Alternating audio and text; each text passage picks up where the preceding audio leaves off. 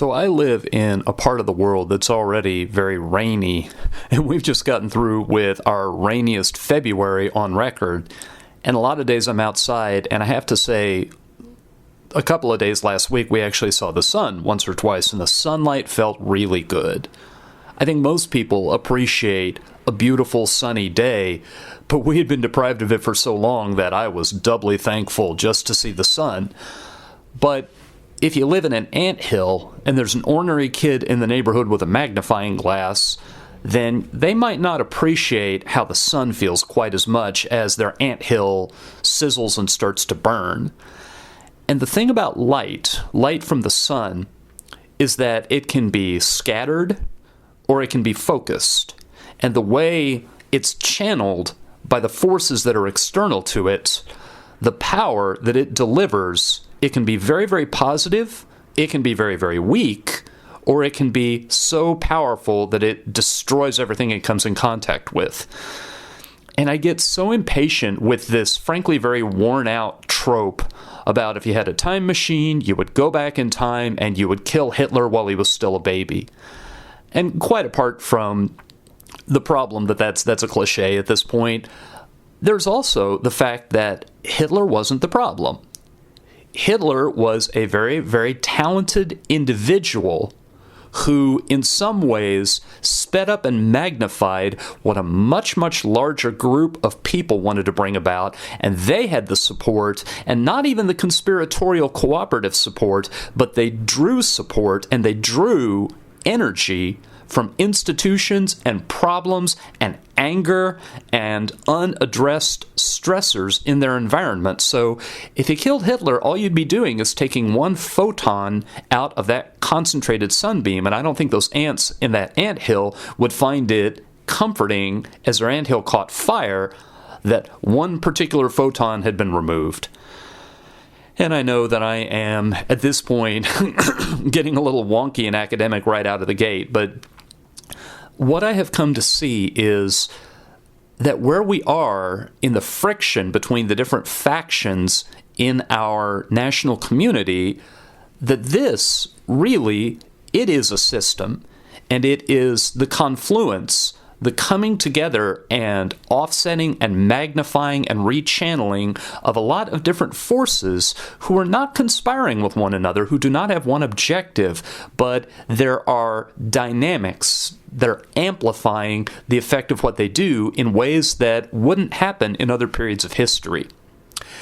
Here's what I think. I think that for what's been happening lately in our politics and even in between our elections to our community life, our civic life, to blame individuals for that, and I see people do this over and over again, they blame individuals, and that's just nonsensical.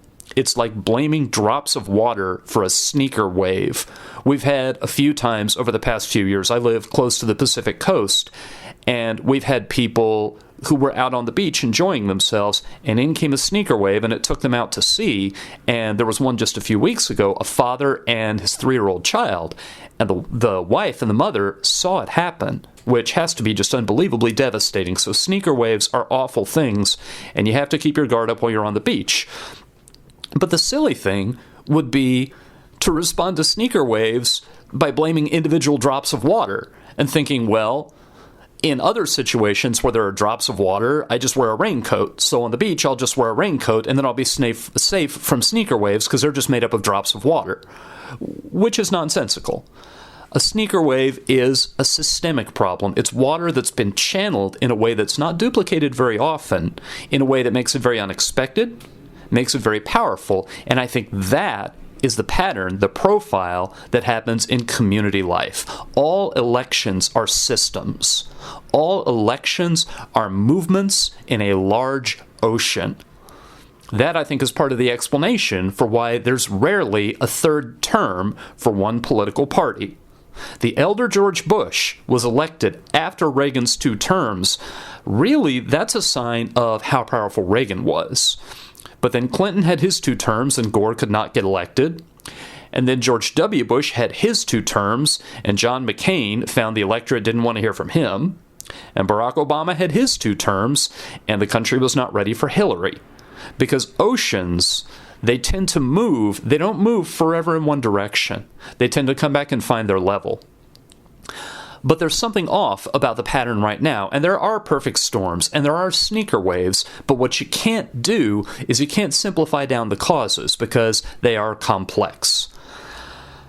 One of the things that shows up a lot in science fiction, and people say, well, where is this, along with where is my jetpack, another worn-out trope, is people say, well, by now I thought we were supposed to have weather control. We were supposed to live in domed cities, and why can't we make it rain when we run it to, when we wanted to, when there's a drought, and why can't we make it a nice sunny day when it's the 4th of July and we all want to go have barbecues?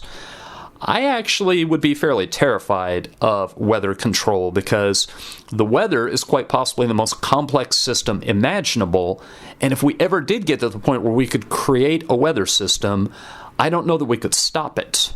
We might think that we could. We might discover too late that we didn't have as much control as we thought we did. And I think that there are a lot of political consultants and party leaders who are in that exact moment right about now. Another way to think of it, because it is something we've tried to control to disastrous effect before, is ecology. And we have unwittingly introduced invasive species, like rabbits to Australia. And because we didn't understand that throwing off the balance of a system, systems in some senses can be delicate when you introduce the wrong stressor at the wrong moment, some of those forces, they become channeled, much like that magnifying glass in the sunbeam, and then they can become unbelievably destructive. So that's a couple of swipes at making a sketch of what it is for a phenomenon to be systemic. And it's not comprehensive. This is me drawing together fragments of thoughts as usual. But I have to say, systems are things that we do a terrible job built to think in accurate ways, meaningful ways that predict outcomes when we are thinking about systems.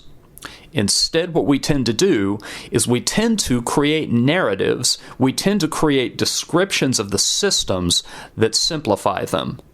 And simplifying a system is like trying to take your water and blow dry it and have dry water. Its characteristic is that it's not dry, and the characteristic of a system is it's going to resist your efforts to capture it accurately while simplifying it.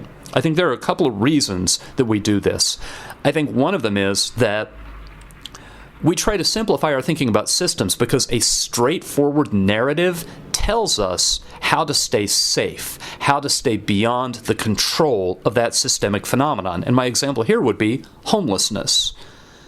And the city I live in has a rather large homeless population, and I have a lot of neighbors who at this point feel really, really hostile because there are a lot of folks in the downtown area. There are a lot of anecdotes, a lot of individual stories that people tell about someone who, from the looks of them, probably had been sleeping rough, and they behaved in a way to where, you know, you can't, the thing I hear over and over again is you can't take your kids downtown because they're not safe. And anywhere you go in this city, you're going to step on used needles. And so what a lot of people say in their frustration is, if we'll just stop being so nice to them, they'll stop coming to our city and they'll go someplace else. Which is nonsensical. You're not going to make them dematerialize. You're not going to take a problem that honestly is a very complex system and just by not being nice, just reversing being nice, which I think you could also read as don't be civilized, be barbaric. If you're just barbaric enough, and if you're tough enough, and if you're violent enough, then the problem will go away. Really what you got to do if you ever want to deal with homelessness, the way that works, the way that has some reliability to it, is you got to get there first and prevent it. You got to figure out what are the inputs that cause people to wind up living on the streets, and you have got to try to prevent those from coming together. And I mentioned a few minutes ago that we like to think of simple explanations for systemic phenomena because then we feel safe. And the thing that we really ought to think when we see people who are homeless is, there but for the grace of God go I. And if we think of it as, well, there's just something wrong with them, they are all some combination of mentally ill and lazy, And they don't have any work ethic, so they just like to sponge off the rest of us, so they exploit us for being so nice. That's why we just need to be mean and go someplace else. They'll go someplace else. But what we don't like to think about is that any of us could wind up homeless. Especially given the healthcare situation in this country, you have catastrophic health expenses. You could, in short order, lose all of your property and you could wind up living on the street. And it can happen to just about everybody. But that's something that is aversive to think about. Every time you think about that, it takes your stress level up even further. So it's easier to just collapse down all your thinking to a simple narrative. That, I think, is one part of why we think so badly about systems. Another part of it, I think, is the information age, the digital wave. We get instant results for so many individual behaviors that our parents and our grandparents had to wait and be patient. We also see so many people become overnight celebrities. So you put a video on YouTube of your school-aged child who's just had some dental surgery and he's a little bit loopy because of the effect of the drugs that are still wearing off. This video called David After Dentist that's several years old. And overnight, people forward it around. Overnight, you're a celebrity and people want to put you on television and you realize that your video has been watched 20 million, 50 million times or more. It's hard for us to think about systems because that whole phenomenon, it's almost like the introducing of rabbits into Australia. There's a stressor here that throws the whole thing off, but it gives us the idea that each of our behaviors had the ability to change the whole system instantly, and that is predictable, and that we can go and bring it about. And it's like trying to go out to the Pacific Ocean and stir the whole thing with a spoon. It's far too big for your individual efforts to make any discernible difference at all. People who are kind of at my place politically tend to be fond of trying to turn everything into a systemic problem and to see deep systemic roots to all of it. So you get us talking about crime, and we say that crime is a manifestation of poverty and structural flaws in education. And, I don't want to be dismissive of that. I think there's merit to that. And I think it may be also that it's the reason why so many academics and why so many journalists come off as fairly far down toward the left wing of politics. That's because when we look at these problems in any kind of thorough way, in any kind of investigatory way where we take a close and careful look, what we see over and over again is how many things contribute, how many root causes and complex, tangled up, braided together root causes these phenomena have. But then to give credit, to make sure that I'm not guilty of the same caricaturing that I've been trying to avoid in this whole project, I think academics, definitely academics, and probably to some degree journalists as well, we overthink. We look for wide systemic roots in all phenomena. We look for systemic roots in simple phenomena. And so people who cut to the heart of the matter, people who do offer elegant explanations for what they observe, they're part of a healthy community as well. And I think it is fair and not an insult to say that people who think in ways that are direct, people who go for the explanation that is the most observable, that's concentrated on the right wing of politics in the United States. And I think at times they're a very healthy antidote for the kind of overthinking and the kind of getting mired down in the minutia that is characteristic of people in my profession. So here's what I don't get. Why is it that the people who think like me, who practice my profession, whose politics are down where mine are, why is it that we are giving in? And why is it that we are not seeing the systemic roots to where politics are today? Why is it that so many people I know who believe the way I do politically keep trying to talk about such things as a Trump voter?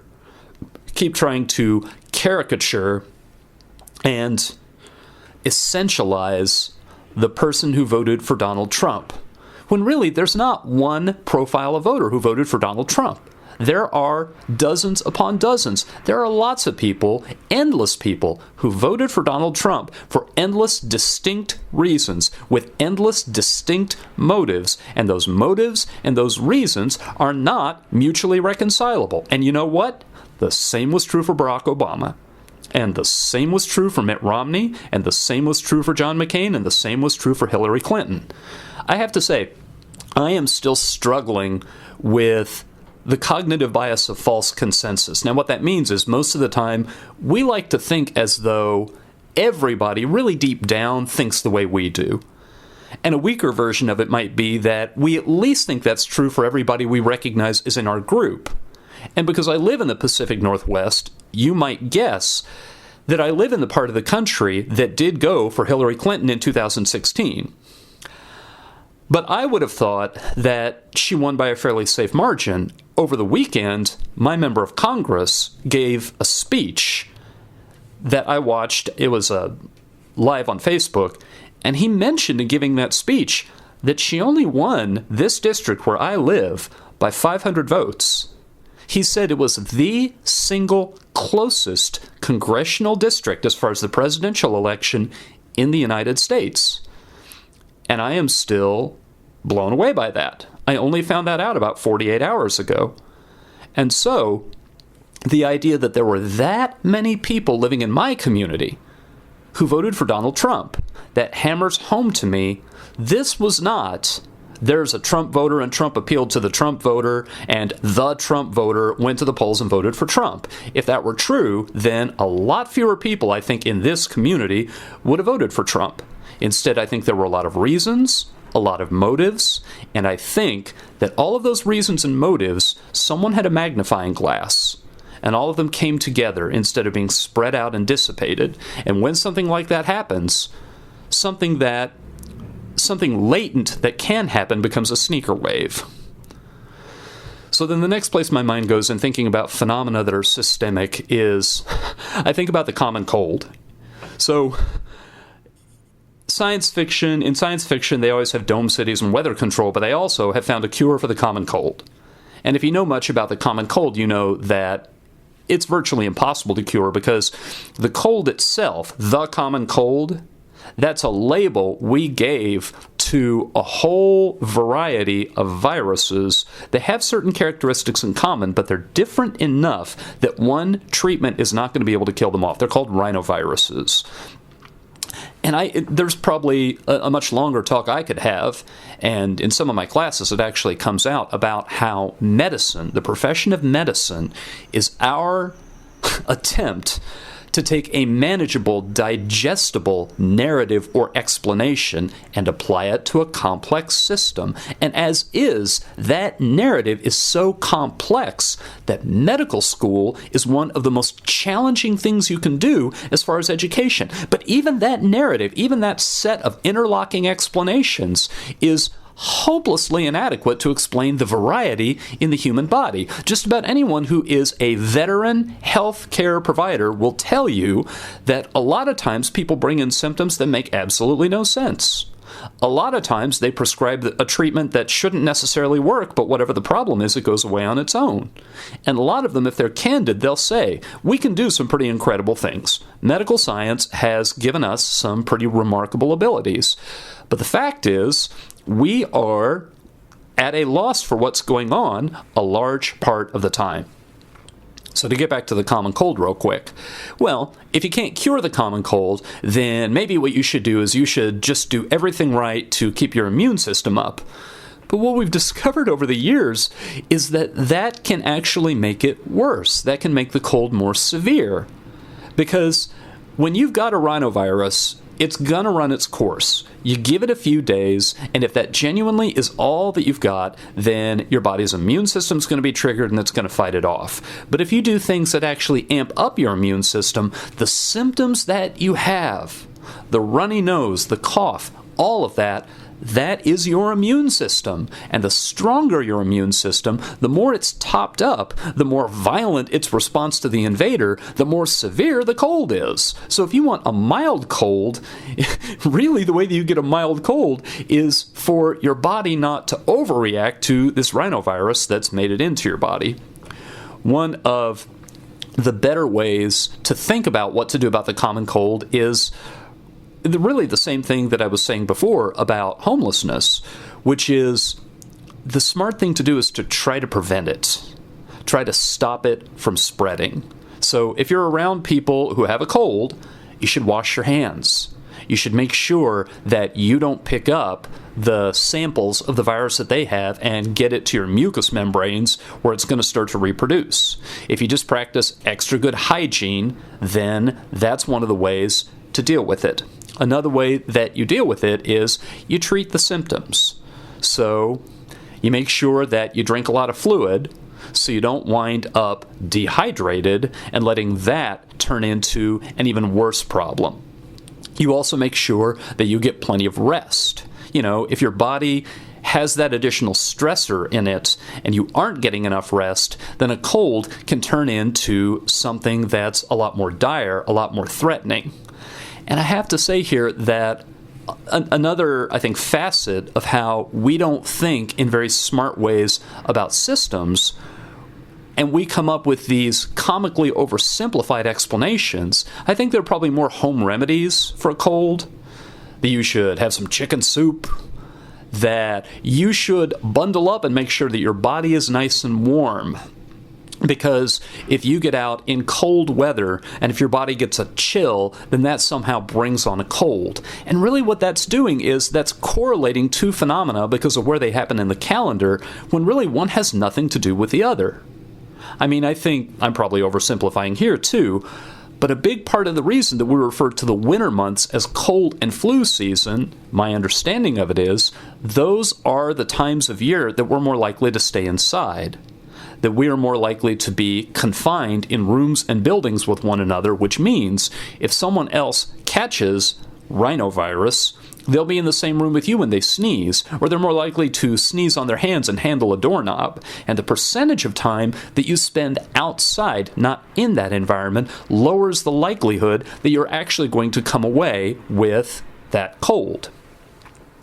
So I think, linking this back to what I'm thinking about civic life and about politics, I think that we have this temptation to try to deal with our anxiety, and because of the bad habits that we've fallen into with the information age and seeing simple correlations and simple magnifications of the effective behavior, I think that what we want to do is we want to come up with really, really one-dimensional explanations, that we want to have a mental picture of a Trump voter, and television is quick to go and find people who look like stereotypical Trump voters and put them on television because, as I've talked about in some past episodes, if they can get your firing up emotions, if they can inflame your emotion, then you're a lot more likely to tune in, and then they make advertising dollars off of you. But if we simplify it down to that's what's happening, then I think that's the political version of thinking if I just bundle up, if I just don't get a chill, then I'm not going to get a cold. And it's making an association that we find it comforting and it makes us feel in control, and it's completely misplaced. And it doesn't do us any good at all. One of the things that's definitely true about systemic thinking is when you deal with a phenomenon that is a system, if you want to address it, if you want to somehow change it, what you've got to do, you've got to be satisfied with working slowly. You don't get a quick, overnight, satisfying solution. What you've got to do is you have to introduce some forces that you think are constructive, that you think are therapeutic, and then you have to keep at them, and you have to hope that they'll spread. One of the things that we have found with when we have tried to undo some of the damage we've done to our ecology, when we've introduced invasive species, or when we have let environments get polluted, is that you don't undo that damage overnight. That really the smart thing to do would have been to prevent it happening in the first place. But when it's past the point where that's an option, when you've got to the point where you are no longer able to prevent it, but you just have to address it, it's fallen into your lap, then what you've got to do is you're in it for the long haul. You are going to have to treat it, and you may have to treat it on a number of fronts. And I have to say, the people who are on my end of the spectrum politically, this is something I talked about a little bit in previous episodes as well. People targeted what they saw as problems, what they saw as injustices, and what they saw as obstacles to making further progress, and then moved too quickly. And those quick movements, what they did, those, I think, took the surprise, the unfamiliarity, the anxiety, and at some point, all those forces looking for an outlet, looking for a way to make a difference, all those people who looked at a world and didn't recognize the world that they had grown up in, that they found ways to converge. They found ways to pool their power together. And I have to emphasize here, I do not think that this is conspiratorial. I do not think that this is in any way coordinated, collaborative, or choreographed. I think that it's almost a case of trial and error. That every year they were going to get a little bit closer, and then this year happens to be the year that the reversal happens. It's almost like a river that is eroding away the banks, and it is seeking a way. It continues to chip away at what separates it from a larger body of water until the day comes that it breaks through. Now, that river doesn't have any intelligence. That river doesn't have a plan. That river is just a very, very powerful force, and what's holding it back is not going to hold it back forever. So, what I think if we want to get to the point where, as communities and as people who live together, if we get to where we treat one another in a way that is constructive and in a way that's healthy, what we're going to have to do is we're going to have to go looking for what were the root causes. We're going to have to be patient. We're going to have to guard very carefully against oversimplified explanations that relieve our anxiety. This is something I talked about a couple of weeks ago in talking about the extended parallel process model of persuasive appeals based on fear. That you have to make sure that you go for danger control, not for fear control, and I think that we are in danger. I think that there is a risk that what we're going to do is we are going to grab onto the explanation whose only purpose, whose only real output is fear control. That if we can take the voting block that made this quick reversal in politics, and if we can essentialize it in a way that somehow feels emotionally satisfying, that we may, in some sense, almost get addicted to doing that. And the problem is, almost like a whole lot of other health problems that are systemic in nature, you go for what's comforting and you don't really attack the root causes of what's keeping your bad health behavior in place, and you comfort yourself day by day, but you're also killing yourself. So you go and you light the next cigarette. So you go on the next eating binge. Or when it comes to politics and civic life, so you vilify your enemies one more time. You make another joke at their expense. You go to another website where they have really, really clever and funny memes. And what you don't do is you don't do the hard work of identifying what brought this about, so you can start the slow work, the work that's full of frustrations and lots of setbacks of trying to undo it. Quitting smoking is hard work. Losing weight is hard work. I've done it before. Reweaving community and seeing your opponents as your neighbors again, it's hard work. So what I plan to do next time, I actually have a part 2 to this one. So this, I think, was meant to be just the characteristics of systems and why they are a stumbling block for our thinking. But what I want to do next week is I want to talk through what I think are some of the major forces that converged, and then talk a little bit about one particular theoretical tradition in interpersonal communication that is all about the systemic way that people relate to one another in groups. As a matter of fact, in families. I think I've even mentioned it before. It's based on the work of Paul Václavic and the Palo Alto group. But that's something that will happen next week.